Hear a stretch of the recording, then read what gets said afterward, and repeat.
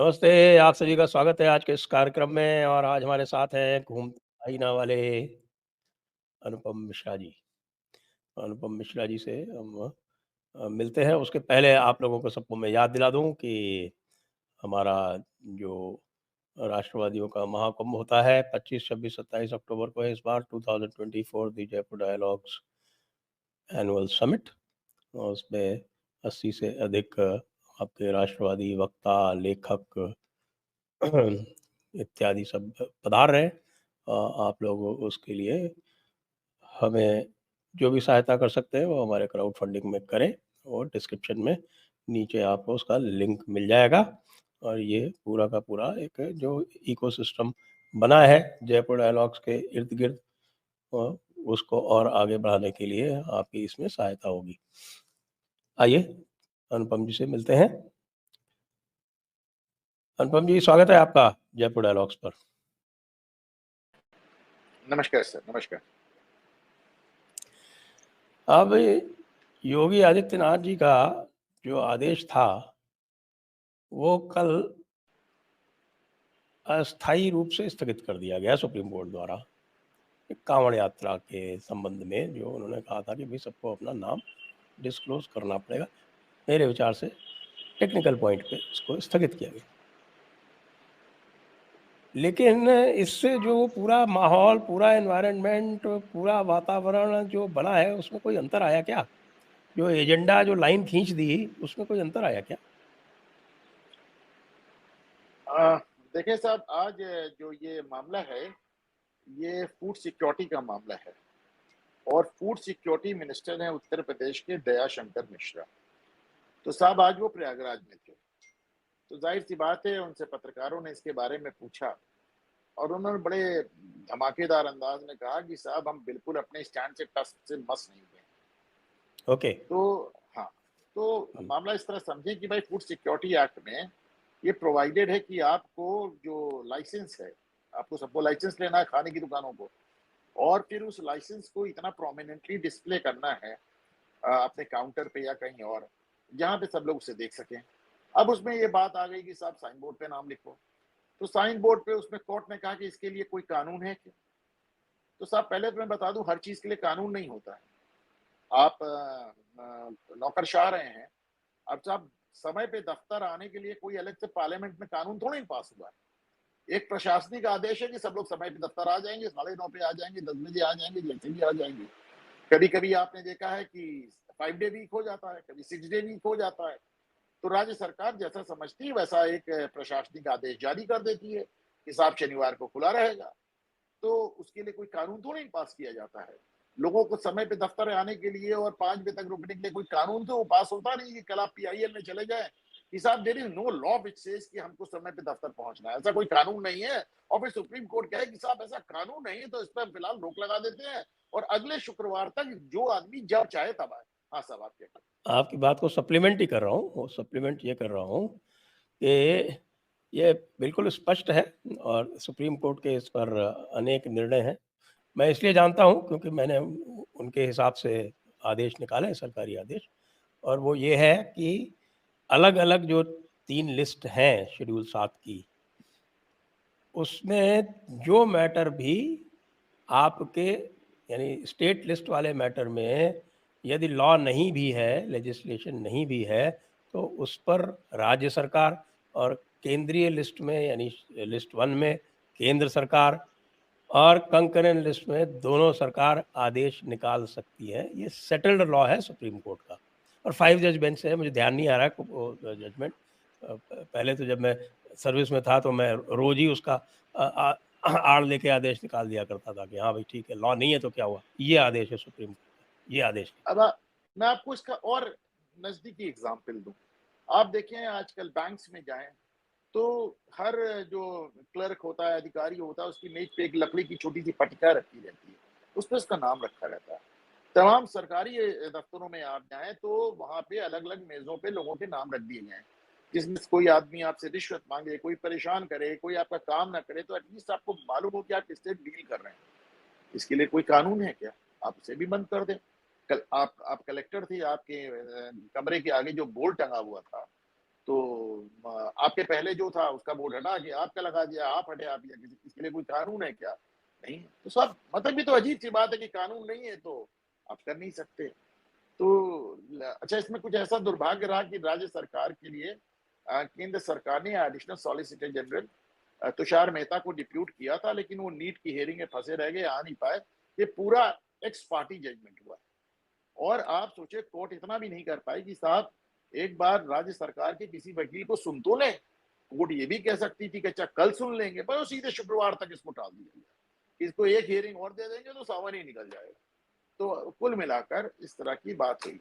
लेकिन आज जो फूड सिक्योरिटी ऑफिसर जिन्होंने कहा, मैंने लगातार इस पे घूमता है ना, जो मेरा चैनल है उसपे और तमाम जगह हमेशा कहा कि योगी बैकआउट करने की पोजीशन में नहीं है। योगी वैसे भी मैं उनको हठ योगी कहता हूँ। तो वो एक बार कदम आगे बढ़ाते हैं। वो है ही हठ योगी। उनके तो वो उनका तो मठ ही हठ योगियों का है। हाँ, तो वो तो एक कदम आगे बढ़ाते हैं तो पीछे हटने का सवाल ही नहीं। उनके एक तो इकबाल का सवाल है, उनके उनके उनकी रेपुटेशन का सवाल है। तो योगी तो पीछे जाने वाले हैं नहीं। और आज दयाशंकर मिश्रा ने हमारे प्रयागराज में ये बात बड़े वाजे कर दी, बहुत साफ कर दी। तो चलिए, अब उसमें 2-4 दिन, 5 दिन, 10 दिन लेट, लेकिन एक बार अगर कानून आ जाएगा तो 2 चीजें जान लें, ये केवल कांवड़ यात्रा मार्ग तक नहीं रहेगा, पूरे प्रदेश के लिए रहेगा।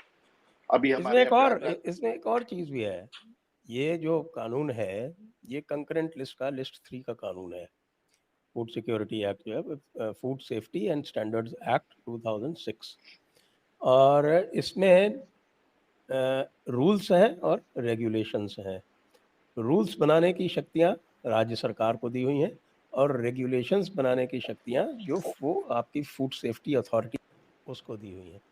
तो राज्य सरकार के पास नियम बनाने की शक्तियां बनाओ ना अपने, कि कितना बड़ा होगा लाइसेंस का, जो आपको जो पट्टिका टांगनी है वो कितनी बड़ी होगी, उसका फॉर्मेट प्रिस्क्राइब करो।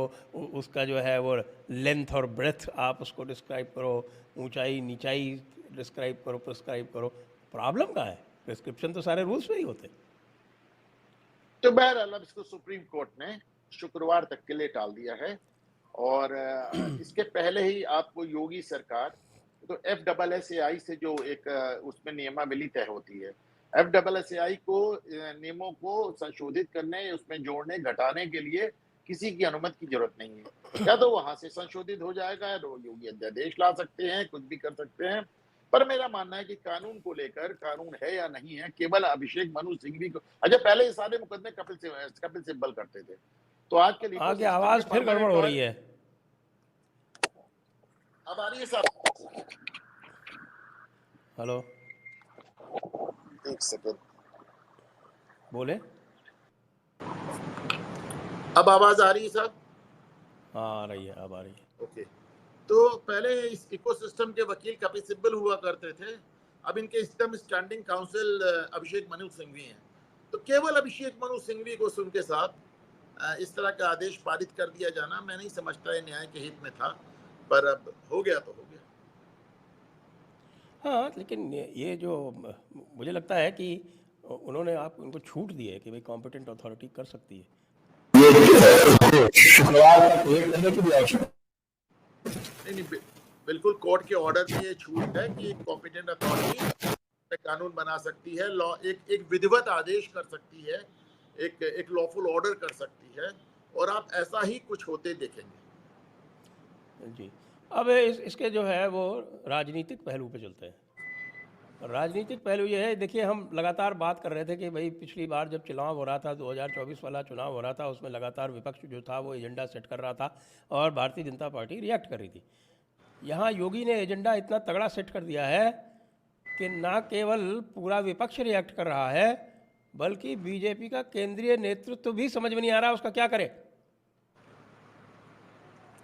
नहीं, देखिए ना, योगी के बाद उत्तराखंड भी साथ आ गया, फिर मध्य प्रदेश भी साथ आ गया, बल्कि आपको असम तक से विश्वा शर्मा का भी बयान आ गया, बिहार से बयान आ गया।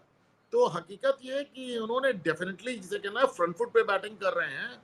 एजेंडा भी उन्होंने सेट कर दिया है और भारत सरकार को भी मालूम है कि इसमें आप योगी का विरोध नहीं कर सकते, इसमें आपको योगी को समर्थन करना होगा। उसी के चलते एडिशनल सॉलिसिटर जनरल इस मामले में डिप्यूट हुए भी थे। जी। और आगे यदि चलें तो इससे जो है ये जो योगी के विरुद्ध जो माहौल बनाया जा रहा था यहाँ उत्तर प्रदेश में, अभी देखिए आपके केशव प्रसाद मौर्य ने फिर से कुछ अपना शगुफा छोड़ दिया है। उस पर क्या असर पड़ने वाला है? नहीं, देखिए, केशव प्रसाद मौर्य का जो मामला है उसको गलत समझा जा रहा है। मैं आपको बताऊं कैसे। मेरे पास, मैं आपको पूरी क्रोनोलॉजी देता हूं। जब ये चिट्ठी वायरल हुई तो लोगों ने ध्यान नहीं दिया कि ये चिट्ठी 4 जून को लिखी गई थी। 4 जून यानी जिस दिन चुनावी नतीजे आए थे।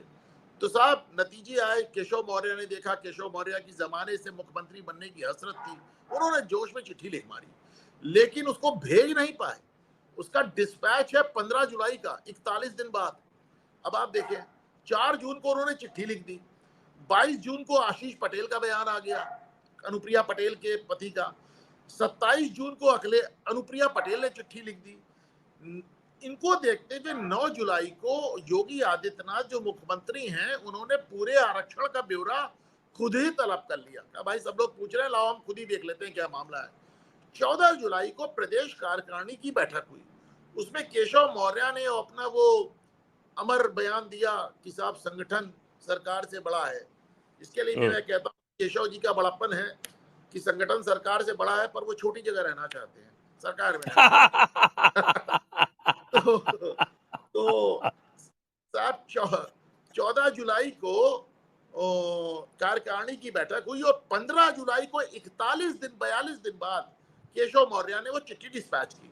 तो 15 को वो चिट्ठी डिस्पैच करते हैं और अमित शाह से मिलने का समय मांगते हैं। अमित शाह तो उनको टाइम नहीं देते, अलबत्ता राष्ट्रीय अध्यक्ष जेपी नड्डा उनको तलब कर लेते हैं और तलब करके 16 तारीख को उनकी मुलाकात होती है। और हम सबको मालूम है कि जेपी नड्डा ने, अब तो बात बाहर आ गई है कि जेपी नड्डा ने उनसे कहा कि भाई, ये अनुशासनहीनता नहीं चलेगी, आप ठीक से रहिए, आप सरकार को अस्थिर कर रहे हैं। और योगी को हमने उपचुनाव के लिए पूरी खुली छूट दी है, एकदम खुली छूट है उनको साहब। इस समय चीफ सेक्रेटरी भी उनके मन का है, डीजीपी भी उनके मन का है, सब कुछ उनके मन का है। तो उन्होंने कहा कि साहब, योगी को खुली छूट है, आप उनके प्रशासन में बिल्कुल दखलंदाजी ना करें। उसके बाद योगी फ्रंट फुट पे खेलने लगे और केशव मौर्य पवेलियन में चले गए। फिर 20 उसके बाद 20-21 जुलाई को कांवड़ यात्रा संबंधी योगी का बयान आ गया। अब उसके साथ पूरी भाजपा उनके साथ आ गई। मध्य प्रदेश भाजपा आ गई, उत्तराखंड भाजपा आ गई, इसे क्या नाम है, असम असम से बयान आ गया, बिहार से बयान आ गया। तो साहब, अब योगी, जिसे कहना चाहिए, एकदम आगे आ गए। तो और केशव मौर्य कहीं से उनके अब इस समय एकदम खामोश है, एकदम। उन्हें मालूम है कि इस समय उनको केंद्रीय नेतृत्व से कह दिया गया है कि उपचुनाव में योगी को फ्री हैंड दिया गया है, साहब आप बिल्कुल परेशान ना करें। हुआ क्या कि कल केशव मौर्य की वो चिट्ठी लीक हो गई। अब साहब देखिए जरा, अब मीडिया कैसे चलता है।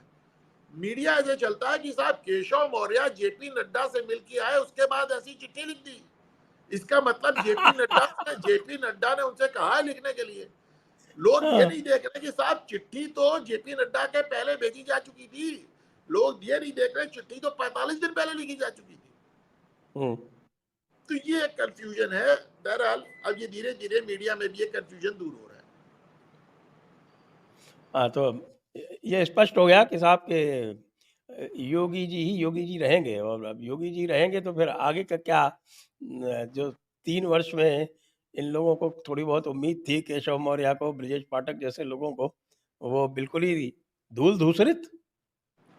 देखिए, ब्रजेश पाठक को मैं बिल्कुल कहीं से कंटेंडर भी नहीं मानता हूँ। ब्रजेश पाठक पहले कांग्रेस, बसपा, जिस अंदाज से आए हैं, ब्रजेश पाठक तो इसलिए आपको डिप्टी सीएम बनते मिले क्योंकि जो ब्राह्मणों के नाम पे दिनेश शर्मा को बनाया गया, तो दिनेश शर्मा एकदम अकर्मण्य साबित हुए। तो साहब, ब्रजेश पाठक ब्राह्मणों के नेता नहीं है। ब्रजेश पाठक ब्राह्मणों का प्रतिनिधित्व कर रहे हैं। एक बात ये भी, क्या ब्रजेश पाठक पहले हरिशंकर तिवारी के कुछ गनमैन वगैरह हुआ करते थे क्या? इस तरह की कोई कह रहा था, मैंने कहा आपसे पूछ लूं। नहीं, देखिए, जिन बातों के वो लेकर एकदम पक्का सबूत ना हो, उसके बारे में नहीं कहना चाहिए कि फला आदमी फला सिनेमा हॉल पे टिकट ब्लैक करता था, ऐसा कहना नहीं चाहिए। वो तो कई लोगों ने चश्मदीद गवाही दी है कि साहब ब्लैक करते थे भाई साहब। नहीं, वो तो प्रधानमंत्री ने भी जब देश की तरक्की बताई तो उन्होंने कहा, देखिए आप टिकट ब्लैक करने वाले पार्लियामेंट में आ गए। उन्होंने भी कहा था। हम्म, जी। तो ब्रजेश पाठक जी तो अब शांत हैं, वो तो कुछ बोल नहीं रहे। ब्रजेश पाठक, मैं बार बार कह रहा हूं, कहीं से मुख्यमंत्री पद के दावेदार ही नहीं है। हुआ क्या कि जब 2017 में चुनाव हुआ तो उसके 6-7 महीने पहले केशव मौर्य कुछ महीने के लिए भाजपा के चूंकि अध्यक्ष रह गए, उनके भाजपा के अध्यक्ष रहते, प्रदेश अध्यक्ष रहते, चुनाव हुआ तो उन्होंने कहा कि साहब हमें मुख्यमंत्री बनना है। केशव मौर्य की अपनी महत्वाकांक्षा है, उसको छिपाते नहीं है, बहुत खुल के, और इसको लेके उनमें और योगी आदित्यनाथ में लगातार टशन होती रही। योगी आदित्यनाथ ने उत्तर प्रदेश को बिहार बनने से बचाया है। मैं बहुत ईमानदारी से आपसे कह रहा हूं, एक आध टर्म और नहीं आते तो आप मान के चलें कि उत्तर प्रदेश में बिहार का लालू राज आ जाता। लेकिन योगी की एक कमी भी है जो मैं 5 साल से हर टीवी चैनल पर कह रहा हूं। योगी अपने कार्यकर्ता, अपने विधायक, अपने पदाधिकारी, अपने सांसद, यहां तक कि अपने मंत्रियों की नहीं सुनते। उनकी नौकरशाही पे डिपेंडेंस बहुत ज्यादा है। और साहब नौकरशाह पॉलिटिशियंस को क्या बताते हैं और कैसे बरगलाते हैं, मेरे ख्याल से ये आपसे बेहतर कौन जानेगा। तो मैं तो हमेशा हमेशा एक एग्जाम्पल देता हूं साहब कि आईबी ने 1977 में इंटेलिजेंस ब्यूरो ने इंदिरा गांधी से कहा मैडम चुनाव करा लीजिए, एकदम मुफीद माहौल है, एकदम आपके बम्पर जीतेंगी आप। इंदिरा गांधी ने चुनाव करा लिया और सुपड़ा साफ हो गया।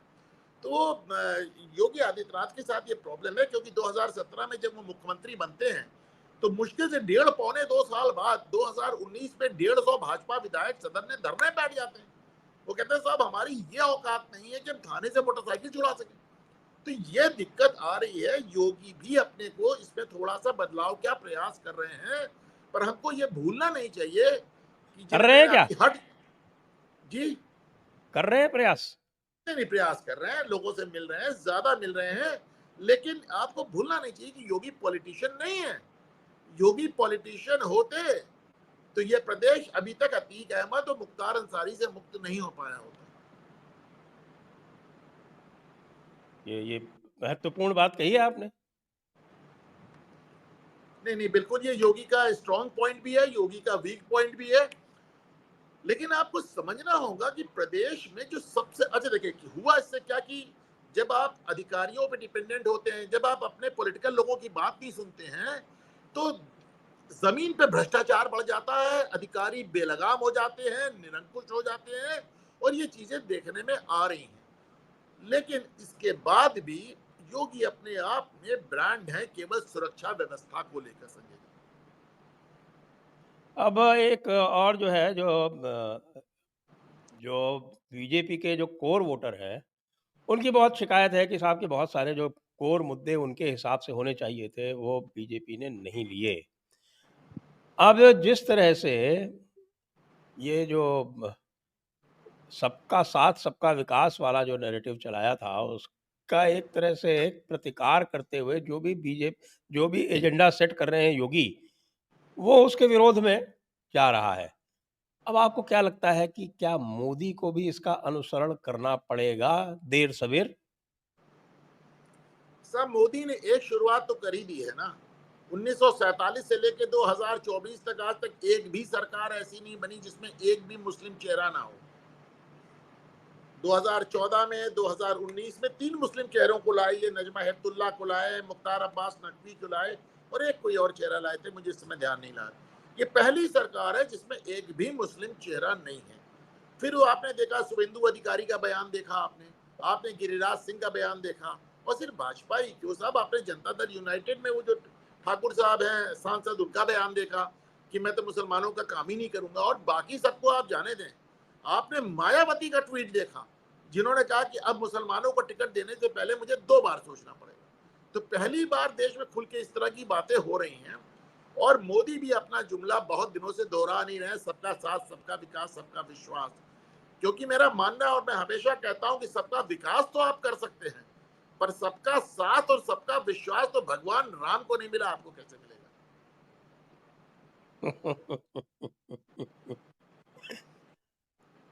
तो वही जो पहले बात कही थी ना शुरू में, वही फिर से पूछ लेता हूँ कि आगे का 2027 का और 29 का जो एजेंडा है, वो योगी सेट करेंगे क्या? मोदी भाई जी देखिए, मोदी जी दो फॉलो करेंगे क्या? 2027 का चुनाव उत्तर प्रदेश में योगी आदित्यनाथ के नेतृत्व में लड़ा जाएगा। मैं कहते कहते मेरी जुबान सूख गई, कितने चैनल्स पे झगड़ा हो गया।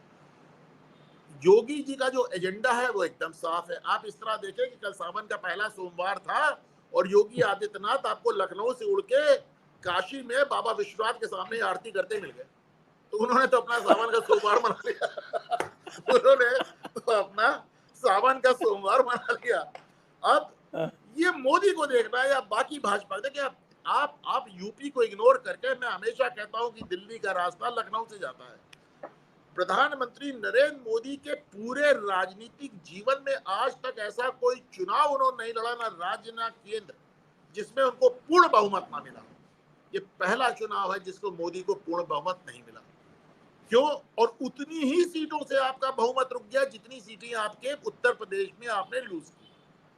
उत्तर प्रदेश की हैसियत को आप कम नहीं कर सकते। तो इसके चलते देखिए इस बार उपचुनाव में योगी आदित्यनाथ को, जिसे कहते हैं, एकदम फ्री हैंड दिया गया। इस फ्री हैंड का क्या परिणाम देखते हैं आप? नहीं, देखिए पहले तो आप समझ लें 10 सीटों पे उपचुनाव है। 10 सीटों में 5 सीटें समाजवादी पार्टी की हैं, उनकी खाली की हैं। 3 सीटें भाजपा की हैं, 1 सीट जयंत चौधरी की है और 1 सीट संजय निषाद की है। तो ऐसे में भारतीय जनता पार्टी अगर अपनी 3 सीट और अपने सहयोगियों के 2 सीट, अगर ये 5 सीटें ले आती है तो आप मानिए उनका 100% रिकॉर्ड है। इसके अलावा 6, 7, 8 जो भी लाएगी वो बोनस होगा। मिल्कीपुर में महासंग्राम होगा क्या? सभी सीटों पे पूरा संघर्ष होगा साहब। मिल्कीपुर क्या, सब सीटों पे संघर्ष होगा।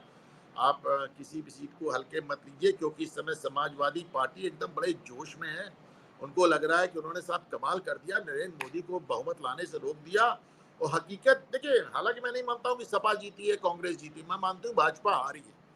भाजपा हारी, इसको समझे ना। जहां नरेंद्र मोदी का जीत का मार्जिन किशोरी लाल शर्मा से कम रह जाए तो भाजपा हारी है।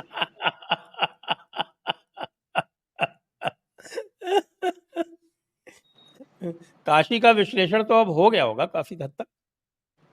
अब सब चल रहा है, बूथ वाइज भी हो गया, अब सब कुछ हो गया। लेकिन क्या आप निकला बूथ वाइज? देखिए, निकला क्या नहीं निकला, ढेर सारे रीजंस थे। हकीकत ये है कि इस चुनाव में योगी को फ्री हैंड नहीं मिला, बल्कि मजाक चलता है संजय जी हमारे यहाँ कि योगी को केवल 1 सीट उनके मन से ली गई काशी की, बाकी सीटों पे उनकी नहीं सुनी गई। तो मतलब, लेकिन इस बार उनको फ्री हैंड दिया गया है। और योगी का अपना प्रशासन चलाने का अपना अंदाज है, उनका एकदम बेखौफ और बेअंदाज तरीके से वो, उनकी अपनी धमक है, उनका अपना इकबाल है। आप जानते हैं कि ठीक है, मैं उनके अंदर ये कमी है, इसको मैं पहले दिन से कह रहा हूँ कि वो राजनीतिक लोगों की बात नहीं सुनते, नौकरशाही पे निर्भर रहते हैं। चुनाव के दौरान योगी टीवी पर आकर कहते हैं कि मैंने अपने कार्यकर्ताओं से कहा है कि थाने की दलाली बंद कर दो। मैंने अपने पूरे राजनीतिक इसमें जर्नलिस्टिक कैरियर में आज तक किसी मुख्यमंत्री को टीवी पे अपने ही कार्यकर्ताओं को दलाल नहीं कहते सुना, वो योगी कह देते हैं। तो भाई उनका अपना एक अंदाज है, वो पॉलिटिकल आदमी है नहीं। आप कहें साहब वो 5 बार सांसद हो गए, अरे सांसद होने के लिए वो कोई प्रचार, वो तो पर्चा भर देते थे, सांसद हो जाते थे। किसी ने योगी आदित्यनाथ को क्या हाथ जोड़ के गली गली वोट मांगते देखा क्या? लेकिन उन्होंने भी संगठन तो बनाया था ना, एक हिंदू युवा वाहिनी। वो संगठन आज शांत बैठा है। हकीकत ये है कि वो संगठन आरएसएस के पैरेलल बनाया गया था। इस चुनाव में आरएसएस की भी बड़ी भूमिका रही है। और 58 साल बाद अगर आरएसएस के खिलाफ वो जो अध्यादेश था, वो जो ऑर्डर था कि कोई सरकारी अधिकारी आरएसएस की शाखा में नहीं जा सकता, 58 साल बाद उसको वापस लिया है मोदी ने। अब आप देखें, इस 58 साल में 7 साल अटल बिहारी वाजपेयी के थे, इस 58 साल में 10 साल नरेंद्र मोदी के पूर्ण बहुमत के थे, फिर भी वो आदेश वापस नहीं हुआ। अगर वो आज 9 जुलाई को हो रहा है तो आप समझिए कहीं ना कहीं वो उस ब्रिज का फिर रिपेयर किया जा रहा है, जो ब्रिज उस दिन टूट गया था जब जेपी नड्डा ने कहा था कि हमें आरएसएस की जरूरत नहीं है। लेकिन अभी भी आप देखें, भारतीय जनता पार्टी का आईटी सेल कितना बड़ा फ्लॉप है। 9 तारीख को आदेश होता है और आईटी सेल इसकी सूचना नहीं देता, अपनी पीठ नहीं थपथपाता। 2 दिन पहले पवन खेड़ा ने इसको जारी किया कि साहब देखे, कांग्रेसी आदमी इसको जारी करके बता रहा है ऐसा हो रहा है, आईटी सेल से हो रहा है।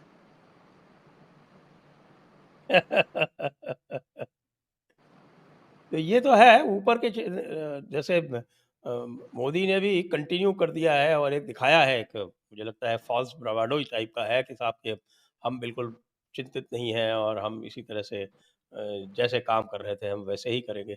लेकिन मोदी ने कहा था कि भाई ये बड़े निर्णयों वाला है तीसरा टर्म, कोई बड़ा निर्णय दिखा? आपको आशा है किसी बड़े निर्णय के आने की? अभी तुरंत जो 2 बड़े निर्णय अपेक्षित हैं, पाकिस्तानी फौज इमरान खान के दबाव में अपनी विश्वसनीयता खोती जा रही है। पाकिस्तान में पाकिस्तान के लोग सोशल मीडिया पे पाकिस्तानी फौज के खिलाफ पहली बार खुलकर लिख रहे हैं। उनको अपनी विश्वसनीयता वापस लानी है और इसके लिए उनको भारत से तनाव चाहिए। आप देखें चुनावी नतीजे 4 जून के आते ही लगातार छोटे छोटे पुलवामा होते चले जा रहे हैं। अब देखना ये होगा कि मोदी क्या दूसरा बालाकोट करेंगे क्या। तो पहला तो इनके ऊपर ये बहुत बड़ी चुनौती है। दूसरी चुनौती जो उन्होंने चुनाव के दौरान भी कहा, चुनाव के बाद भी कहा, संसद में भी कहा कि मैं इस इकोसिस्टम को तोड़ूंगा। तो उसका हम सबको बड़ी बेसब्री से इंतजार है संजय जी कि ये इकोसिस्टम कब टूटेगा और कैसे टूटेगा। योगी जी ने तो बिल्कुल स्पष्ट कर दिया है कि भाई सबका साथ सबका विकास नहीं होगा, जिसका साथ उसका विकास हो, तो बिल्कुल साफ कह रहे हैं। और आपने देखा होगा सोशल मीडिया पे भी ये नया नारा जो है वो बार-बार गूंज रहा है और ये मेरे ख्याल से शुभेंदु अधिकारी ने कह भी दिया कि जिसका साथ उसका विकास। नहीं, तो योगी जी ये ने ऐसा नहीं कहा। देखिए शुभेंदु अधिकारी ने कहा कि जो हमारे साथ हम उसके साथ। हाँ, योगी जी ने ऐसा नहीं कहा। योगी जी का मूल मंत्र दूसरा है जो 7 साल में सामने आया है। आप उत्तर प्रदेश में किसी से पूछें तो योगी का मंत्र है कि कायदे से रहोगे तो फायदे से रहोगे, वरना दिक्कत आएगी। कायदे से रहोगे तो फायदे से रहोगे। हाँ, ये तो बात सही है बिल्कुल। और वो देखने में आ भी रहा है, लगातार देखने में आ रहा है। अब लोग जो है वो प्रतीक्षा कर रहे हैं कि भाई ये जो सुप्रीम कोर्ट ने एक कल कार्यक्रम कर दिया थोड़ा-सा, उस पे ये योगी जी कैसे प्रतिक्रिया देते हैं। और वैसे तो मैंने तो वीडियो किया था और कहा था भाई प्रतिक्रिया दे चाहे नहीं दे, जन जागरण तो कर दिया योगी ने इस मामले में, और साथ में वो हलाल और झटका भी जन जागरण हो गया। सही बताऊं, मैं पिछले 3-4 साल से लगातार इस बारे में जन जागरण करने का प्रयास कर रहा था, कहीं कोई बोल दे, योगी ने एक झटके में कर दिया साहब। देखें, इसके इससे बड़ा काम योगी कर चुके हैं। उधर ख्याल नहीं किया लोगों। उन्होंने जिस तरह हलाल प्रोडक्ट्स बैन किए हैं संजय जी, अगर आज की तारीख में उत्तर प्रदेश में किसी दुकानदार के हलाल एक पैकेट निकला जाता उसके खिलाफ कार्रवाई शुरू हो जाती। हलाल प्रोडक्ट उन्होंने बैन किए। ये बहुत 8 लाख करोड़ की इकोनॉमी हलाल, लेकिन उन्होंने इसको बैन किया। तो बड़ा काम किया है योगी ने, काम मामूली काम नहीं किया है उन्होंने। रही बात ये जो सामने आपकी आ रहा है, मैंने अपने जीवन में ऐसा नहीं देखा कि करोड़ों लोग मिलकर झूठ बोलने का और धोखा देने का लाइसेंस मांग रहे हैं। देखिए वो बेसिकली कह क्या रहे हैं कि मेरा नाम अनुपम मिश्रा है, मैं संजय दीक्षित के नाम से दुकान चलाऊंगा और मुझे इसकी इजाजत होनी चाहिए। ऐसा झूठ बोलने और धोखा देने का सीधे लाइसेंस मांगा जा रहा है। आप ये तक नहीं कह रहे कि साहब हमसे हमारा नाम लिखने को मत कहिए, लेकिन अगर हम मुस्लिम समुदाय से हैं तो हम हिंदू नाम से ढाबा नहीं चलाएंगे। इतना ही कह दीजिए, बात खत्म। पर आप उसके लिए भी तैयार नहीं है। आप झूठ बोलने और धोखा देने का लाइसेंस चाह रहे हैं। आप सोचिए सचिन। करेक्ट, ये तो है, यही चल रहा है। और इसी के ये सीधी सी बात है ना, लोग यही कह रहे हैं कि भैया नाम लिखने में क्या परेशानी है, नाम तो हर एक को दिखाते हो, आईडी कार्ड दिखाते हो, आधार कार्ड दिखाते हो, सब कुछ दिखाते हो, इसमें यहाँ कहाँ दिक्कत आ गई तुमको? देखिए अजीब सा तर्क दिया अभिषेक मनु सिंघवी ने। सुप्रीम कोर्ट में कहा कि साहब एक मुसलमान आदमी अपने ढाबे पे अपना नाम लिख देगा तो उसकी जान खतरे में पड़ जाएगी। यानी आप नहीं, मेरी बात सुने, आप पहचान छुपा के उस देश में रहने की बात कर रहे हैं जहां आप डंके की चोट पे बुर्का पहनते हैं, डंके की चोट पे हिजाब बनाते हैं, डंके की चोट पे कहते हैं कि हमारी पहचान अलग है, हमारा पहनावा अलग है। मौलाना मदनी कहते हैं जिसको स्वीकार नहीं वो देश छोड़ के चला जाए, और आज आप कह रहे हैं हम नाम लिख देंगे तो खतरे में आ जाएंगे। क्या बेहूदी बात है। आपने कुछ दिन पहले देखा था नाहिद हसन, जो कि शामली से ही इकरा हसन के भाई जो कि विधायक है, इनका वीडियो आया था, हिंदुओं की दुकानों से कुछ मत खरीदो, बर्बाद कर दो। ऐसे फतवे आते हैं, ऐसे तमाम वीडियोस पड़े हुए हैं, पर उसमें तब किसी हाँ, ने हाँ, कहा नहीं ये तो देखती। इनके फतवे सुन लीजिए, इनके खुतबे सुन लीजिए, जो वो जुम्मे वाले जो खुतबे होते हैं उसमें तो पता नहीं क्या-क्या बोलते हैं ये। साहब, एक group of media social media पे लगातार दिखा रहा है कि साहब कांवड़िया कितने खुश हैं मुस्लिम ढाबों में खा के, और मुसलमान कांवड़ियों की कितनी सेवा कर रहे हैं। कल मैंने एक वीडियो ट्वीट किया, आपके दिल्ली में इंद्रलोक में वो कह रहे हैं कि डंके की चोट पे यहाँ से कांवड़ यात्रा नहीं निकलने देंगे। इन्होंने हमारी कैंप नहीं सड़क पे लगने नमाज, देंगे। वहाँ हमेशा हाँ, कैंप सड़क पे लगता रहा है, नमाज कैंप नहीं रोकी, हम लगने देंगे। कांवड़ यात्रा नहीं निकलने देंगे। अब आप बताइए, देश की राजधानी में देश के बहुसंख्यक समाज को कहा जा रहा है कि तुम्हारी कांवड़ यात्रा नहीं निकलने देंगे। आपने अभी शोभा यात्रा देखी, मेवात नू में देखी, आपने जरा सुरक्षा व्यवस्था देखी, इंटरनेट तो छोड़िए, एसएमएस सर्विस भी काट दिया। एक एक आदमी की तलाशी हुई, एक एक आदमी की तलाशी हुई कि साहब ऐसा तो नहीं किसी के पास एक गुल्ली डंडे वाला डंडा भी निकला है, एक एक आदमी की तलाशी हुई। तो मतलब ऐसे इसका क्या मतलब है। देखिए, मैं आपको एक बात कहूं कि मेरे लिए थोड़ा सा ये अनफॉर्चुनेट है कि मैंने इसको ट्वीट किया, मैं आपको पढ़ के सुना रहा हूं संजय जी, कि अयोध्या में राम मंदिर एनएसजी कमांडो के हवाले कर दिया, काशी विश्वनाथ में एटीएस कमांडो तैनात हैं, वैष्णो देवी सीआरपीएफ के हवाले है, अमरनाथ यात्रा भारतीय सेना करा रही है। देश में किसी भी और धर्म के पूजा स्थलों को ऐसी सुरक्षा व्यवस्था की आवश्यकता नहीं पड़ती। आप सोच कर देखें कि हिंदुस्तान में हिंदुओं को अपनी एक रिलीजियस यात्रा करने के लिए, कोई जमाने में नहीं वो एक पिलग्रिमेज टैक्स होता था, धार्मिक यात्रा टैक्स औरंगजेब लेता था, अब वो हालात आ गए। हाँ, बिल्कुल सही है, बिल्कुल सही है, बिल्कुल सही है। और ये जिस प्रकार से, जिस बेशर्मी से ये कल अभिषेक मनु सिंघवी बोल रहा था, और हमारे जज साहब ने तो कहा, अरे मैं केरला में था तो मैं एक वेजिटेरियन रेस्टोरेंट जो है वो मुसलमान चलाता था, वो ज़्यादा अच्छा था, वो हिंदू चलाता था। मतलब हमारे नहीं नहीं, इन मेरा लोगों मेरा को मेरा मैं सबके साथ, सेक्युलर मेरा मेरा वैलिडेशन बहुत ज़्यादा चाहिए, मुझे जस्टिस जज भट्टी से एक साहबान को। सवाल है, मेरा जस्टिस भट्टी से एक सवाल है।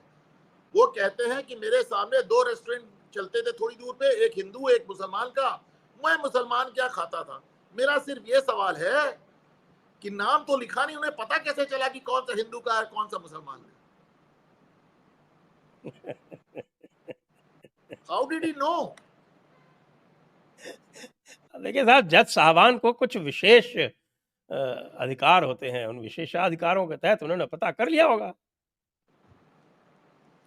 विशेषाधिकार तो सरकार को भी होते हैं। आज मैं आपको याद दिला दूं, फूड कॉरपोरेशन ऑफ इंडिया में कई लाख टन अनाज सड़ रहा था। सुप्रीम कोर्ट ने सिर्फ इतनी राय दे दी मनमोहन सिंह की सरकार को कि इसको गरीबों में बांट दें, तो मनमोहन सिंह ने पब्लिकली बयान दिया कि सुप्रीम कोर्ट अपनी हद में रहे, सरकार वो नहीं हम चला रहे हैं। और अगली हियरिंग पे सुप्रीम कोर्ट ने कहा नहीं नहीं ठीक है, पीएम साहब ठीक है। तो ये चलिए, बात ये बात उस आदमी ने कही संजय जी जिसको हम मनमोहन सिंह कहते हैं, करेक्ट। जिसको हम कहते थे बोलता नहीं। जी। तो अब हम चलेंगे प्रश्नों पर। प्रश्नों पर चलने से पूर्व मैं दर्शकों को एक बार फिर से याद दिला दूं कि हमारा राष्ट्रवादियों का महाकुंभ एनुअल समिट टूर 2024 25, 26, 27 अक्टूबर को है। 80 से अधिक राष्ट्रवादी वक्ता, लेखक, चिंतक, ये सब यहाँ इस महाकुंभ में जुटेंगे, और हमें एक हिंदू इकोसिस्टम बनाना है, जो बन रहा है उसको और स्ट्रेंथन करना है।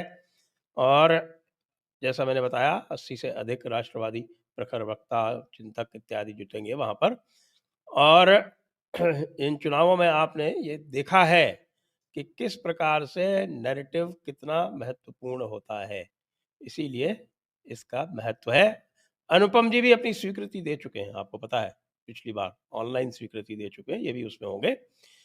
रजिस्ट्रेशंस 1 अगस्त से आरंभ हो जाएंगे और आप लोगों को उसकी जानकारी दे दी जाएगी। साथ में हम इसके लिए क्राउड फंडिंग का एक कार्यक्रम चला रहे हैं। उस क्राउड फंडिंग के लिए आपकी सहायता से ही और आपके आशीर्वाद से ही यह कार्यक्रम सफल होगा।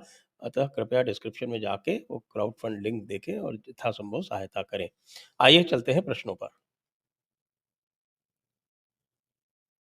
एसबी जी पूछ रहे हैं, personal observation from Bengal, generation aged 50-70 are reluctant to Hindu politics. Our generation is more aware, whereas the generation in school and colleges are loudly demanding Hindu rights.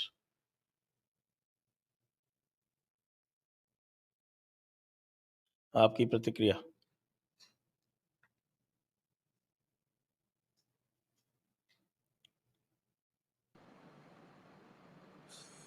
देखें, हम आइसोलेशन में नहीं जीते हैं। ये एक मोदी सरकार से बहुत दिनों से मैं कह रहा हूं, हमारे स्कूलों में हमारा ब्रेन वॉश किया गया है साहब। आप जिन्हें दोष दे रहे हैं वो एक ब्रेन वॉश सिस्टम में निकले हैं। इसीलिए मैं जमाने से कह रहा हूं कि सबसे पहला काम होना चाहिए हमारी पाठ्य पुस्तकों को बदलने का। जी आज नेक्स्ट। आपके पास इंटरनेट है, आपके पास सोशल मीडिया है, आप ज्यादा अवेयर हैं, लेकिन जिस जनरेशन को आप दोष दे रहे हैं वो सिर्फ अपनी पाठ्य पुस्तकों पर निर्भर थी और उनका प्रॉपर एक ब्रेन वॉश हुआ है। और वैसे हम दोनों आपके सामने बैठे हैं, हम दोनों भी उसी ग्रुप में हैं, लेकिन हम आपके सामने कुछ तो बातें कर रहे हैं ना। अवनींद्र घाणेकर, संजय जी अगर मुसलमान नाम न लिखने तो कोई बात नहीं, हिंदू अपनी दुकानों पर मालिक और कर्मचारियों के नाम डिस्प्ले कर दे। यही हो रहा है आज, देखें जाके ना। मुझे ये जानकारी मिली है कि किसी ने नाम नहीं लिखा है अपना, मुसलमान कह रहे हैं हमने नाम हटा लिया तो और बदनाम हो जाएंगे। नहीं साहब, मैं इसका जवाब दे रहा हूँ। पहली बात तो जो आपने कहा, हम भी लोग इसी जनरेशन से हैं, हम इस जनरेशन से जरूर है, आज हम सोशल मीडिया और इंटरनेट से जुड़े हैं, लेकिन हमको अपना वो भी दौर याद है जब हम कैथलिक स्कूल में पढ़ते थे, जब हम इंजीनियरिंग कॉलेज में पढ़ते थे, तो हम भी साहब बड़े सेकुलर हुआ करते थे। हम किसी और को दोष क्या दें साहब, उस जमाने में हम भी बड़े सेकुलर हुआ करते थे।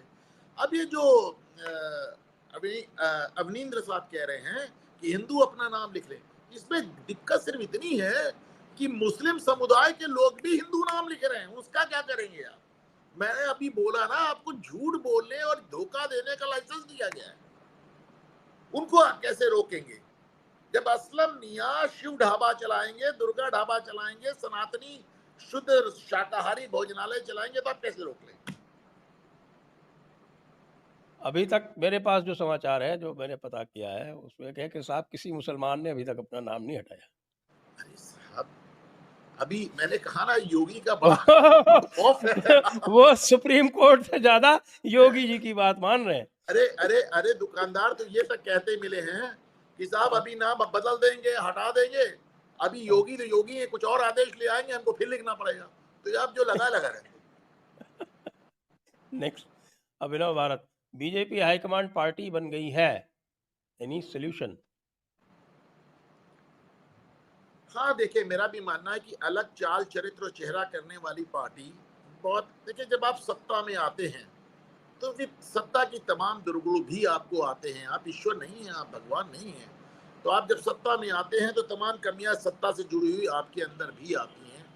और मुझे लगता है कि बीजेपी के पास एक चीज अच्छी है संजय जी, कि उनके पास एक आरएसएस की बैकिंग थी, जो कि बहुत ज्यादा करप्ट नहीं हो पाई कभी भी। लेकिन जब भाजपा कह देती कि हमने आरएसएस से रिश्ता ही तोड़ लिया, तो फिर ये अहंकार, तो हमारे यहाँ कहा जाता है अहंकार प्रभु का आहार है, तो उस अहंकार को तो झटका लगा ही है। मैं मानता हूं कि भाजपा इस मामले में खुशकिस्मत है कि वो इकलौती राजनीतिक पार्टी है जिसके पीछे एक इतनी बड़ी व्यवस्था है आरएसएस के नाम की, जो अब तक कम से कम करप्शन के आरोप उस पर नहीं लगे। नेक्स्ट। मनीष सर, विदुर नीति कहती है कि राजा के पास विष नहीं हो तो भी अनजान दुश्मन को डराने के लिए फुफकारना चाहिए। यहाँ हमारे चक्रवर्ती सम्राट रुदाली करते हुए संसद में गए, कम से कम नेतन्याहू ट्रंप नहीं तो शेख हसीना से ही शिक्षा ले लेते। कल्याण सिंह मुझसे कहा करते थे संजय जी कि जो राजा खुश होने पर पुरस्कार और नाराज होने पर दंड ना दे सके तो उसे राजा रहने का हक नहीं है। तो मतलब वो दिनकर ने कहा, क्षमा शोभती उस भुजंग को जिसके पास गरल हो। तो भाई उसको क्या जो दंतहीन विषहीन विनीत सरल हो। विनीत सरल हो। तो साहब भुजंग बनिए फिर माफी। देखिए ऐसा नहीं कि योगी माफ नहीं कर रहे हैं या सबको दंडित कर रहे हैं, लेकिन योगी ने अपना एक इकबाल खड़ा किया है। योगी ने अपना एक इकबाल खड़ा किया है। और आपको भी देखिए बांग्लादेश से मतलब बंगाल से सुरंग बांग्लादेश तक बन रही है। अरे साहब कब कार्रवाई करेंगे? अब तो मुझे ममता से ज्यादा मोदी साहब से शिकायत। बिल्कुल सारे अधिकार है, कॉन्स्टिट्यूशन ने दे रखे हैं, लेकिन नहीं, हम तो उदार मना है। मैं मोदी जी को याद दिलाना चाहता हूं कि एक और गुजराती थे, 5 बार उनका नाम नोबेल पीस प्राइज के लिए गया था। उनका नाम मोहनदास करमचंद गांधी था और 5 बार उनको नोबेल पीस प्राइज नहीं मिला। माननीय प्रधानमंत्री जी, हम लोग को नहीं मिलना नोबेल पीस प्राइज। कृपया राजदंड उठाएं, वो सेंगल उठाएं जिसको आपने वहां स्थापित किया है संसद में। नेक्स्ट। अखिलेश, एजेंडा सेट करना सब तो ठीक है, लेकिन ये इशू तो किसी और तरीके से प्रमोट करना चाहिए था, जैसे कि सीसीटीवी किचन में लगवा दे जिसका ओपी कस्टमर लाउंज में हो। होम रहना तो हमें रहना तो इनके साथ ही है। देखिए साहब, साथ रहना है, यकीनन साथ रहना है। मैं अक्सर कहता हूं कि 25 करोड़ मुसलमानों को आप बंगाल की खाड़ी में नहीं फेंक देंगे। रहना साथ ही है, को एग्जिस्टेंस ही होना है। लेकिन इसमें क्या गलत बात है कि लोगों को झूठ बोलने का, धोखा देने का लाइसेंस नहीं होना चाहिए? इसमें क्या गलत बात है? नेक्स्ट। दी ट्रिक्स्टर्स समिट का रजिस्ट्रेशन लिंक कब ओपन होगा? 1 अगस्त को ओपन होगा, वो आपको हम बता देंगे। नेक्स्ट। लता शर्मा जी, धन्यवाद आपको। मिस्टर डिक्टेटर, डिक्टेटर साहब कह रहे हैं हर हर महादेव गुरुजी, धन्यवाद डिक्टेटर साहब। शैलेश, मोदी जी लगातार बहुत गलतियां कर चुके हैं, इसलिए हिंदुओं में उनके प्रति विश्वास टूट चुका है। एक हिंदू लीडर की हैसियत से पीएम बनते ही तो हिजाबियों के साथ योगा डे मना रहे थे, अब कुछ चीज़ों में मैं अपने वोटर्स के साथ दिखिए लगातार के लिए। Next. Vijay Dudhrejia Shah, silent since long, is this silence before storm? जाने दें साहब, इस सब चीजों पे मेरा वो रिस्पॉन्स ना मांगे। दिल्ली पुलिस की दिल्ली पुलिस की हरकतों से, दिल्ली पुलिस की कार्रवाई से मैं बहुत संतुष्ट नहीं हूं। और दिल्ली पुलिस सीधे गृह मंत्री के अधीन है। बिल्कुल। शाहीन बाग, किसान आंदोलन इत्यादि इत्यादि, अभी लेटेस्ट इंद्रलोक वाला। किसान फिर से आंदोलन पे निकल रहे हैं। वो 3 नए कानून बने उनके खिलाफ निकल रहे हैं, भारतीय न्याय संहिता के खिलाफ निकल रहे हैं। अभी बुला के पूछ ले, तीनों कानून के नाम नहीं बता पाएंगे, लेकिन कई महीने का राशन लेके आ रहे हैं। आप सोचिए, मतलब इनके पास और कोई, मतलब एक मन बना लिया जब तक मोदी है तब तक प्रदर्शन करना है। वो राकेश टिकैत जो अपने गांव का बूथ हार जाते हैं, वो आज वो भी आ रहे हैं आंदोलन पे। आज वो बजट पे दुग्गल साहब बन के, अर्थशास्त्री बन के बैठे थे, बजट बता रहे थे कि साहब बजट पे क्या होगा। तो अंधेर नगरी क्या कहा जाए साहब। तो आइए अब यहीं पर विराम देते हैं आज के इस कार्यक्रम को। मैं एक बात जोड़ दूं संजय जी, जी। मैं अभी देख रहा था मैसेजेस आप पढ़े तो मैं देख रहा था बहुत ढेर सारे लोगों का कहना था कि मेरा वॉल्यूम बहुत कम आ रहा है, मेरे नेटवर्क में मेरे मेरे सिस्टम में कुछ कमी है, आगे से ये कमी आपको महसूस नहीं होगी। I am sorry. चलिए, that will be very nice. तो आप सभी दर्शकों को बहुत बहुत धन्यवाद। अनुपम मिश्रा जी को बहुत बहुत धन्यवाद। जय हिंद, जय भारत, वंदे मातरम।